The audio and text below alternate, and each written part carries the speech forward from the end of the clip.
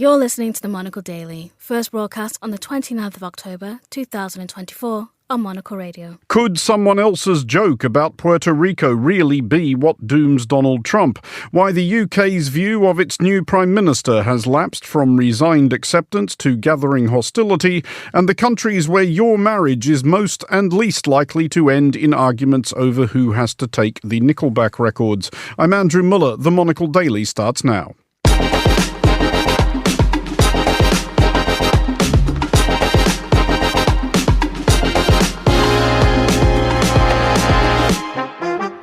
Hello and welcome to the Monocle Daily, coming to you from our studios here at Midori House in London. I'm Andrew Muller. My guests Nadine Batchelor-Hunt and Somnath Bhattabayal will discuss the day's big stories, and the day before the UK's new budget drops, we'll hear from the economist Guy Standing. Stay tuned, all that and more coming up right here on the Monocle Daily.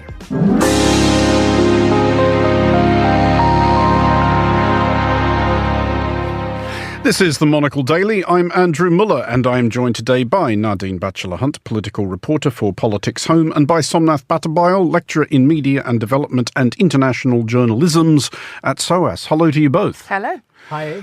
Somnath, first of all, we can remind our listeners, I think, just one more time what the title of your outstanding current novel is. Red River. Red River. It has been getting, actually, as I understand it, annoyingly good reviews, and people are even buying it. Yes, and even universities are putting it on their reading lists, and I have PhD candidates taking it as their primary text, which I'm astonished by. So I talk to my students all the time. Now I'm having to talk to students who have nothing to do with it. But it's been gratifying. That's the dream for any author, though, people who have no choice but to buy it. You're so right about that. It has been put on the reading list. It's good fun. But we should talk about a new thing that SOAS is doing, because it's actually a pretty big deal in the context of what you teach. Indeed. So for the first time, and academic institutions in the UK, you have to drag them from the 19th and 20th century into the 21st. But SOAS, finally, we have managed to convince them for a need for a degree, a full-fledged degree, where practitioners of journalism come in to teach a global journalism degree. So this is an online and in person, and we have over 20 journalists across the global south and north teaching. And tomorrow is the launch of the program, where we have Alan Rusbridger, Yasmin Ali Bhai-Brown, and Peter Oburn opening the session. So this has been a 2 years work, and normally I don't talk about my day job here, but I'm delighted for it. And, once it launches, I hope it does take up. Well, no, we look forward to hearing more about that, because that's all obviously extremely exciting. Nadine, meanwhile, you join us more or less from the saddle. Yes, I do. Much less impressive pursuits, I'm afraid. But I'm loaning a very cute horse called Baxter. And I decided as an adult that I wanted to dabble in horse riding again. And it's stressful but rewarding at the same time. He's very cute. And I recommend equine therapy if you're feeling stressed, because they're very calming animals. Was this, because in my limited experience of interacting directly with horses, I've always found them exactly the opposite of calming. That might be because you dabble with racehorses, Andrew, as we were talking before. Even when I rode horses as a kid and stuff, I found them somewhat highly strung and twitchy. That's the thing. I think when you horse ride or you're involved in equestrian activities, there's a side of it that is like, I could die at any moment, and this is quite real. and this is relaxing somehow. Yeah, and then there's the other side where it's like, oh, these animals are so majestic and calming. So it is definitely a double-edged sword, and I had actually quite a bad fall last month where I was unconscious for about 10 minutes. But generally, I do find them quite calming. But other than that, it's just fine. Yeah, it's just fine. Well, we will start in the United States. It has taken nearly 3 complete presidential campaigns, but we would appear to have located something akin to Donald Trump's embarrassment threshold. His campaign has issued a statement not quite apologising for, but somewhat distancing itself from, a quip about Puerto Rico made by boring comedian Tony Hinchcliffe at Trump's recent yokel Nuremberg at Madison Square Gardens in New York. The joke, it says here, does not reflect the views of President Trump or the campaign, from which we may infer that Trump is sticking by any number of other pronouncements made by himself, many objectively more obnoxious. Nadine, if this is going to be the thing, why is this the thing as opposed to all the other stuff? Well, that's exactly it. I don't think it's going to make that much of a difference. First of all, it wasn't Trump that that said it. It was a comedian. It was an offensive thing to say. I think it said something like Puerto Rico is a floating pile of garbage or something like that. Something of that sort. I mean, I don't know why at a political rally you would think to say that, but I also think a lot of the people on Trump's team and those around him think their strength is being uncensored and just saying whatever goes into their head. You know, I work in political journalism in the UK. It's such a everything is thought about before it's said and focus grouped or whatever. And what Trump has always done is kind of thrown the rule book away and just said whatever he thinks. And that's emboldened the people around him to just say whatever they think. But then sometimes when you're trying to win an election, you can offend a significant portion of the people that you want to vote for you. And, you know, Latin American and kind of the people that in that demographic may be offended by what was said there, and it may affect their voting. And there are a significant amount of Latinos who are considering voting for Trump. You know, the Latino for Trump voter base isn't insignificant. You don't really want to be offending them a week out from an election because, you know, if it was a month or two ago, people forget, but it is a week out. But ultimately, I don't think it's going to make that much of a difference because people have come to expect this sort of stuff from Trump. Well, why then do you think, Somnath, that the campaign is actually trying to row this one back? Is it due to the fact, perhaps, and I checked, that 5.6% of Florida and 3.7% of Pennsylvania, possibly more to the point, are in fact Puerto Rican? I think it's very close to the elections, but I agree with Nadine completely that I don't think it'll make us, huge difference. Look, if what Trump has said about different groups and demographics, if it actually mattered, he wouldn't be in the polling situation that he is in now. And also, he hasn't said it. There is a distancing already of that this is not Trump's views. What would be interesting for me in the next couple of days is the Puerto Rican Republican chairman has said, if Trump doesn't apologize, that symbolic 23 votes that he does, he will not do it. I want to see if Trump will apologize. And if he does, what is the wording that he will use? But overall, in the scheme of things, this is not as bad as what he has said about Haitians, what he has said about women, what he has said about black men. We'll be here all day. Yes, right. Sorry, I got fair enough. But on that subject, though, I mean, this is what I'm trying to figure out about this, Nadine, and it is weird because Puerto Ricans are 2% of the population of the United States entirely, and this one dreadful joke has been made at their expense. Women, I guess, are around 50% of the population of the United States, and again, we would be here all day. So again, why this? I think it's the proximity to the election and kind of the Ming Vars and description that people often use when you're this close. You know, don't put a foot wrong.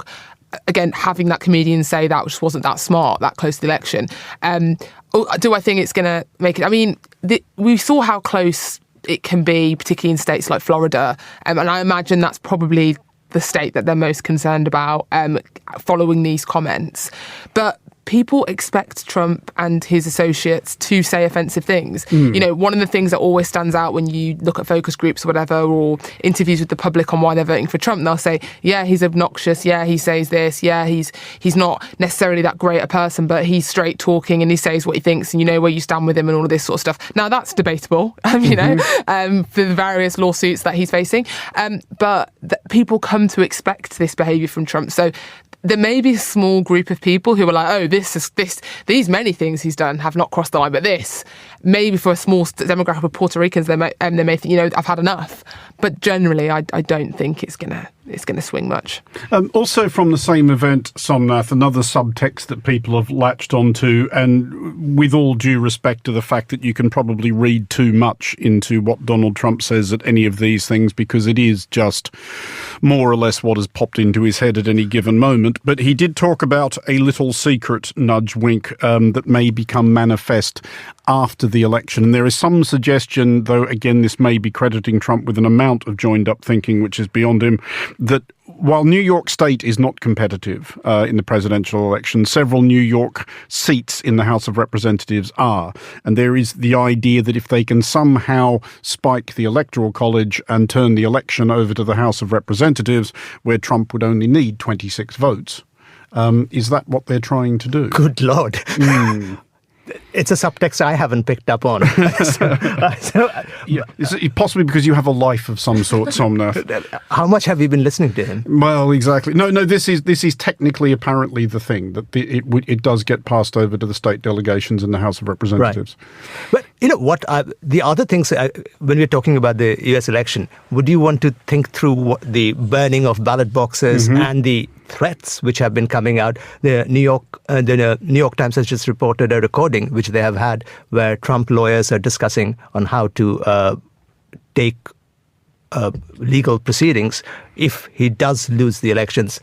Steve Bannon is just come out of the jail proclaiming war, almost saying that if the election results are similar to 2020, Trump should declare himself a winner. So in both situations, I think if Trump wins, what he does seems scary. If he loses, it seems as scary. I mean, we are, before we move off this, now 8 days away. So it is coming up to the point at which I think I can ask guests on this programme to take a wild guess at calling the result. I mean, no one will remember if you're wrong. Nadine, what do you think's actually going to happen here? I think that Harris is going to win, but I think regardless of what happens, as we saw last time, Trump will push the American Constitution to its limits. I think that's what we'll probably see. We'll see him try and use every single lever to try and get his own way. He put pressure on the vice president last time to try and not do his job properly. That's probably not going to work. No, probably not going to work this time because.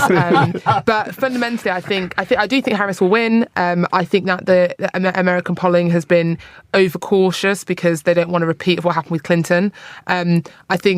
I don't think if Americans, voted for Biden before, they're going to vote for Trump this time. I think that he's in a worse position than he was then. But strange things have happened. But I believe that Americans, this may be ill-advised, but I believe that Americans will make the right choice, and I don't think they'll vote for Trump. Somnath, what do you think? Well, I'll second Nadine, and I hope she is right. Okay, so we're all agreed. We're blaming Nadine if she's wrong. The good one. Okay. Well, let's look at Ukraine now, where the mission of North Korea's expeditionary force is becoming somewhat more apparent. According to NATO, the North Koreans, who may number in total a couple of brigades worth, so 10,000 men or so, are being deployed to Kursk Oblast, one of the Russian provinces which abuts Ukraine, and a small chunk of which has been occupied for some weeks now by Ukrainian troops. It is not entirely clear whether the North Korean soldiers will be sent directly into battle, still less how keen North Korea's government would be on allowing so many of their soldiers a quick sprint across no man's land to possible asylum in Europe. Shameless plug, there is more on this in the current episode of The Foreign Desk, the 9th most popular politics podcast in Colombia. True, I looked that up earlier. Somnath, first of all, obviously this isn't good at many levels, but is there some, perhaps, amount of encouragement to be had here for Ukraine? Because it does suggest that it's not going well for Russia, and Ukraine's own estimates of Russian dead and wounded, which are doubtless somewhat optimistic, do run to 650,000. Well, more than the Russian strategy for a while has been to create an alliance. If it's the BRICS summit, which was held recently, thankfully, India distanced itself from conflicts. China hasn't been too vocal. But the Russian strategy has been to get Iran siding with them, North Korea. So the movement of troops is definitely something to be concerned about. 10,000 troops is, at this point when it's not nothing. Not nothing, and very war-weary Ukrainian troops. And if they're moving, as Sabrina Singh has said, that they're moving closer to Kursk, it's something to be worried about. But also, will NATO now remove the conditions that Western weapons can be used on in this kind of incursion? So things will develop very soon, and in the next couple of weeks or so, as we see. But it's a worrying one. I think there's an escalation, and this is something which Russia has been trying to tell every other country: do not join in this war. Mm-hmm.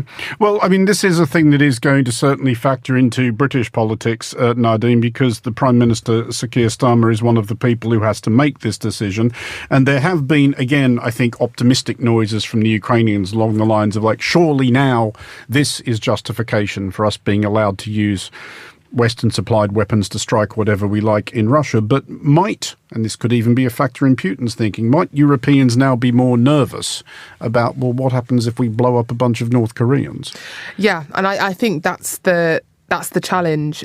It's really uncharted territory, I think, when it comes to this situation, and it's kind of scary because, you know, you wonder, will there be a action that creates a chain reaction? And I just feel like every single time we take a step forward in this conflict, is this going to be a chain reaction? Is this going to be a chain reaction? But we know that Putin likes poking NATO and likes poking the West and provoking them and seeing how far they'll go. So you could, on one hand, you could argue, if we don't do it, you know, don't do anything to prevent an escalation. On the other hand, you could argue if doing nothing could embolden Putin to do more. And I think that's been forever the challenge with Russia, you know, over the last several decades, really, with Putin in charge. So I don't know how this is going to play out. I don't know how Starmer's going to play it. But the kind of impression I've been getting is that Starmer is open to the idea of using, you know, NATO weapons within Russian territory. But Americans may be a bit more reticent. Will that change now North Korea's getting involved? I don't know. I also think the proximity of this to the American election is probably meaning that we're not getting the clarity on it that we probably otherwise would have had. And if the Democrats win the election, if Kamala Harris wins the election, we'll probably see a bit more of a straightforward policy. If Trump wins, then who knows? But I think it'll probably become clearer about what our position is once we know more about what America's position is. But they're a bit distracted at the moment for obvious reasons. I mean, would Ukrainians perhaps be more worried about the American elections than, 10,000 troops amassing at Kursk, perhaps? I'm sure the Ukrainians are currently more worried about the US presidential election than most Americans are. But Somnath, is there, I mean, one of the many people into whose court this ball has been hit, and this metaphor does not, I mean, it just doesn't hold up because you can only really have one court. But you know what I'm saying, is South Korea, who do now have to make a decision, which is, do we interpret this as a challenge to ourselves, and should we respond? Because so far South Korea has sent what is somewhat hypocritically described as non-lethal aid to Ukraine. But what South Korea has also done in recent years is supplied Poland with absolutely colossal quantities of very good weaponry, the K2 Black Panther tank, the FA-50 fighter jet.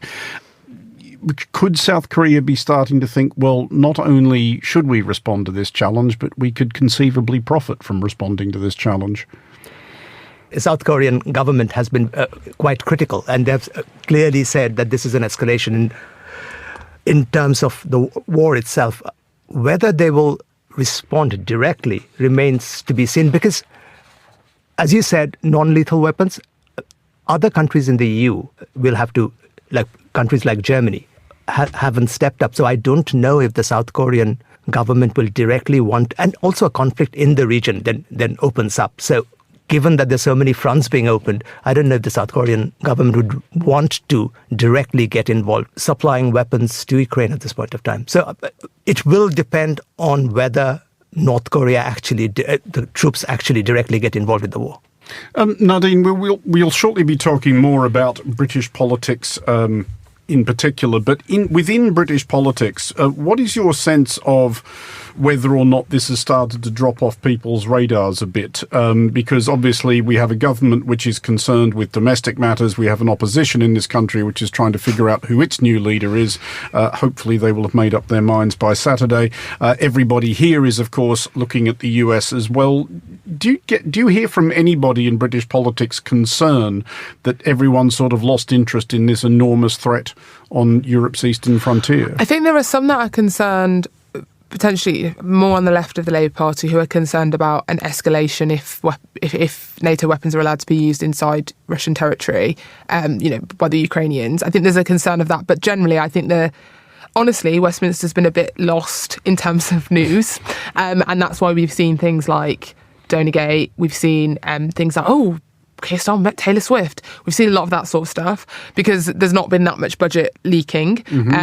Obviously, there's been the change of the fiscal rules, but everyone's attention really is on the budget and what that's going to mean, and then obviously the US election. I do think foreign policy will probably bump up the list of priorities after the US election is out the way, both if Trump wins, and also what's going on in Ukraine. But it's not a priority for Westminster at the moment. It's not something that's coming up a lot in conversation, because there is a lot of domestic issues in the future of, public service funding, and this winter, how people are going to get through this winter, is definitely at the forefront of MPs' minds, not this war in Ukraine. Nadine, can I ask Nadine something? Sure. Nadine, do you really think that there has not been enough budget leaks? I mean, I felt that for the last month there's been somebody or the other has been, and everyone has been moving their savings, selling property. So I'm surprised that you said that. It depends what papers you're reading, but generally we don't know what they're going to do with taxes, for example. Yeah. And what we often saw with the previous government is they would say that it would be leaked, or something more significant would be leaked. We've had the fiscal rules being changed, briefed, which Linda Hall didn't like, but it's probably because there was fear that the markets could panic. That's a huge change. But I would say the more details on things like fuel duty and things like that, we've not had huge amounts of kind of meaty detail out on that. So people in Westminster have just kind of been twiddling their thumbs a little bit and not focusing on Ukraine, I would say. Well, here in the UK, on that subject, Prime Minister Sir Keir Stamer is discovering that the British public are an impatient bunch. Less than 4 months after awarding Stamer's Labour Party a landslide election victory, discontent is such that Stamer has suffered the biggest post-election approval rating slump ever measured. He is now indeed less popular than previous Prime Minister Rishi Sunak, and he is less popular than WASPs. As if that wasn't troubling enough, advance press of his party's budget, to be announced tomorrow, suggests that it is unlikely to propel Britons cartwheeling down their streets singing zippity-doo-dah. Let's focus a bit, Nadine, on Stamer's personal popularity. Is this causing panic in the tea rooms of Westminster? No, I think I was rather hoping you'd say yes. The reason it's not, I think, is because there's an understanding in Westminster that the Conservatives get a bit of an easier ride than Labour do for various reasons. You know, the whole Donergate thing, for example, is a prime example. I mean, the idea that it's a shocker that MPs take donations is just... I was talking to an MP about this today, actually, and I was just a bit baffled as to how it escalated to what it had, because it's not news, it's not new. So I would say there isn't really that much surprise about that. Labour were expecting negative press. They're getting the negative press they're getting is from papers like The Times, The Daily Mail, The Express. So they're not really... The Telegraph.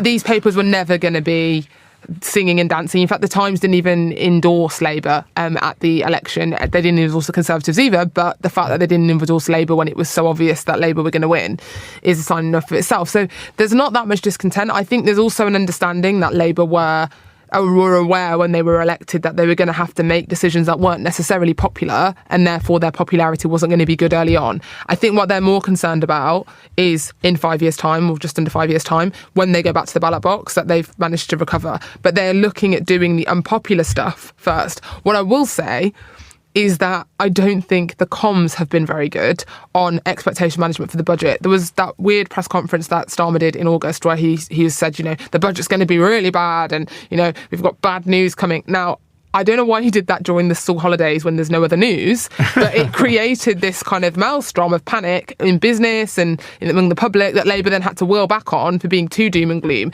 There's always a bit of management of expectations with the budget. It's going to be really bad, but then they'll pull a rabbit out of the hat. It's not all doom and gloom. The management of it, maybe it's because they're a new government, I don't know, has just been very weird. And now we're going to the budget like, is it going to be really bad or is it not going to be that bad? We don't really know. So I think they've botched that. I don't think the budget tomorrow is going to be absolutely catastrophic. I also don't think it's going to be great. I think it's probably going to be a bit meh for most people. But I don't think Labour have managed to comms very well on it. And I think that's why their polling is showing as it is. But I don't think they're going to be that worried about it this early on. Somnath, on Stamer's personal ratings, though, and Nadine alludes to Donergate, and the fact that it acquired a gate tells us something. Yeah. This was the revelation that a very rich friend of his and of the Labour Party had paid for a bunch of expensive suits and expensive pairs of glasses. Not the end of the world by any means, but is this one of those things where Stamer has fallen victim to, and I do think this is a thing, the understandable scandal? People understood the dynamics of it. They understood the amounts involved. I always think back to that time after the financial crisis, where first the government said we are going to spend fathomless quantities of your money to bail out a bunch of crooked and greedy bankers, and everyone sort of went, oh, yeah, okay, fine. And shortly after that, the MP's expenses scandal broke, and people discovered that somebody had tried to charge us for 110 quid for a trouser press and lost their minds. Because people, and I don't exclude myself from this, I don't understand what 20 billion quid is, but I do understand £6,000 matter. Exactly. I do understand what the price of a trouser press is. Yeah. I mean, I don't own a trouser press, just to be... But by golly, if I did, I would have paid for it myself with my own money. What was surprising, is the amounts involved, but Stamer campaigned on the idea of integrity. Mm-hmm. After the amounts which Boris Johnson and Rishi Sunak are involved with, this seems peanuts, that's true. But the fact that Stamer and Labour campaigned on integrity and changing politics, all of those, so it fell foul of that. And very soon after, so that was the wife going off on junkets and such small stuff, a football match. So one, these are non-issues, but given the campaign rhetoric, it fell foul of it. But again, as Nadine, you just said, this is so early into their government that 4 years later is what the ratings are, is what will bother them. This is too early. But one thing I wanted to know about this scandal is it lower than Liz Truss's? His personal approval rating? Yeah. I'm not actually sure. I'm not sure she was there long enough to register. Well, let us... That may have been... Just finally on this one, though, Nadine, and to come back to the idea of the short honeymoon, when you talk to Labour MPs about this in particular, do they ever express on the quiet any impatience with the voting public on the lines of like, God, we just got here, give us a break? I think there is a frustration that they're treated more harshly than the Conservatives are. I mean, when I saw Conservative MPs weighing in on Donergate, I'm using the word Donergate in inverted commas because I just think the whole thing was just a bit ridiculous. I think your party is just, when it comes to levels of donations, it's just another. So there is a frustration, I think, but almost like a dull acceptance that this is just always how it is. The Conservatives do one thing and they'll get a bit of stick, but Labour do it and they get far more stick because they see more of the kind of the everyman's person as opposed to rightly or wrongly. But I think there is also an element of, there's things we're going to have to do in this budget to fix things that papers may not like, and there is a bit of annoyance with that. For example, changing the fiscal rules. Labour feel like infrastructure really needs investment, and therefore this fiscal rule change is going to enable that level of investment. It's going to free up tens of billions of pounds, basically, in layman's terms. Now, a lot of the papers probably aren't going to like that, and there is a frustration there that there's not an understanding of, if you want better prisons, then we have to spend the money. If you want schools to not be collapsing because they're full of concrete, we're going to have to spend the money. So I think there is a frustration there, but I think it's less with the public and more with the press at the moment, I think. Well, to Finland now, which seems to be the place to be if you want your marriage to last. Research by Boffins into the durability of domestic partnerships has concluded that the Finns stay married longer than most, an average of nearly 24 years, with only 12% of Finnish marriages ending in divorce. Suspicion that this may have something to do with the fact that Finns barely ever speak to each other is amplified by contrast with the famously expressive peoples of the Iberian Peninsula, where a handy majority of Spaniards and Portuguese part long before the intervention of the Reaper. Somnath, should we infer from this that long periods of miserable repressed silence are in fact the key to a happy marriage? I know that the personal is a bad place to start probably such grand theory, but my two best friends in Finland, one's married 4 times. The other is divorcing his second wife. So imagine what the numbers would be like if it weren't for those two. If you think of what the drag they are on the average. I'm absolutely gobsmacked with this. I mean, it must be true, but I've spent 2 winters and 1 summer in Finland. It's not a ideal place for romance. Genuinely, this was what I was wondering, Nadine. How the hell did this happen? Is it just that thing where if you're in Finland, you found someone and you just thought it is too cold and too dark to go out trying to improve on this?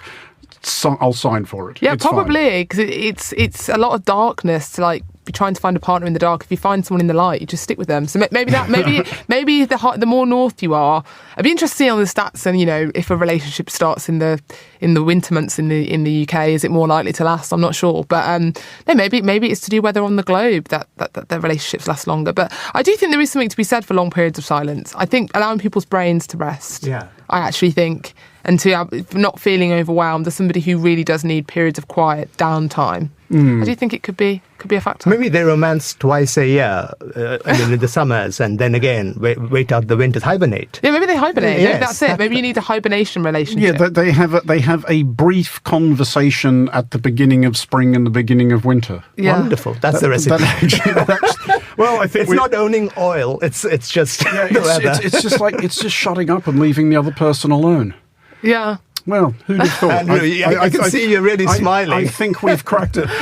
Nadine Batchelor-Hunt and Somnath Bhattabai, thank you both for joining us. Finally, on today's show, few things inspire more arguments, vitriol and outright warfare than disagreements on how to run the economy. One of the most forceful contemporary voices in this regard is the British economist and author Guy Standing, whose books explore various facets of economic inequality, the emergence of new class structures and potential solutions to our economic woes. Monocle's Gunnar Grunlid spoke to Guy Standing earlier at the How the Light Gets In festival and began by asking him to paint a picture of his extensive body of work. The economics revolution, I'm an economist, the economics revolution of the 1970s and 1980s that brought in Thatcher and Reagan and everything, I was convinced for many years that this was going to increase inequalities, increase insecurity, and was going to generate a new class structure. And in 2011, I wrote a book, which has changed my life, but it's also been incredibly influential, it seems, which is called The Precariat, the New Dangerous Class. And what I was arguing in that book is that we have a new class structure in which we have a plutocracy, it's the top 0.1%, the declining old proletariat, and a small salariat with employment security and all the trappings of that, but a growing precariat that are experiencing unstable labour, insecure labour. They have to do a lot of work that they don't get remunerated for. They have to do work for the state, and they have a level of education above what they have to do. And they also have to rely almost entirely on money incomes and are exploited by debt off workplaces. And finally, they're losing the rights of citizenship. Now, I wrote this book, and on page 1 of the 2011 edition, I said, if the precariat's problems are not addressed, we're going to see the emergence of a political monster. And in 2016, I got a deluge of emails saying, your political monster has arrived. They meant Trump. Didn't take too long. It didn't take too long. And what we're seeing now across the world is emergence of far-right movements that are fascistic in many, many respects. And we're seeing it with Trump again. I hope he will be defeated. But we're seeing it in Britain with Farage and what led to Brexit and the riots recently. We're seeing it in the Netherlands, where I've just come from, Amsterdam, and we see the new government with a far-right person. We're seeing it in Germany, we're seeing it in Hungary, we're seeing it in Italy with Giorgia Meloni, and we're seeing it in general, a shift to the far right, which is a moment of danger.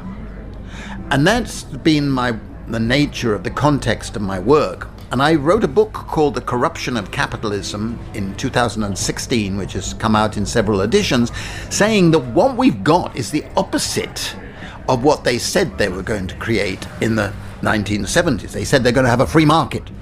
But in actual fact, we have the most unfree market system that's ever existed. And I call it rentier capitalism.